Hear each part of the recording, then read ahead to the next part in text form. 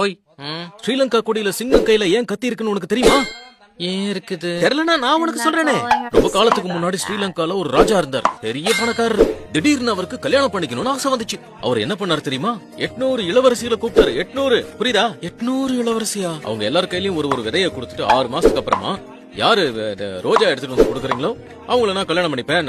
அப்புறம் ஈஸில 6 மாசத்துக்கு அப்புறமா அந்த 800 இளவரசிகளும் அரண்மனைக்கு வந்துட்டாங்க. புரியுதா? ஆனா ஒரு இளவரசி மட்டும் வரல. ஏன்னு கேட்கணும். Back to the point. எல்லார்கிட்டயும் ரோஜா இருந்தது. சிலர் கையில எல்லோ ரோஸ், சிலர் கையில ஒயிட் ரோஸ், ரோஸ் எல்லா ரோஸும் இருந்தது. ஒரு இளவரசி கிட்ட மட்டும் ரோஸே இல்ல.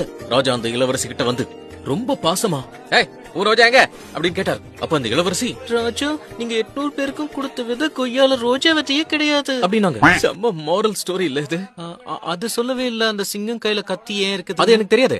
சும்மா நின்னுட்டு இருக்கீங்களே, டைம் பாஸ் பண்ணலாம்னு ஸ்டோரி சொன்னேன். கத்தி ஏன் இருக்குன்னு தெரியாதா? தெரியாதுங்க. கதை சொன்ன. அதாங்க சொன்னேன், டைம் பாஸ் பண்ணலான்னு.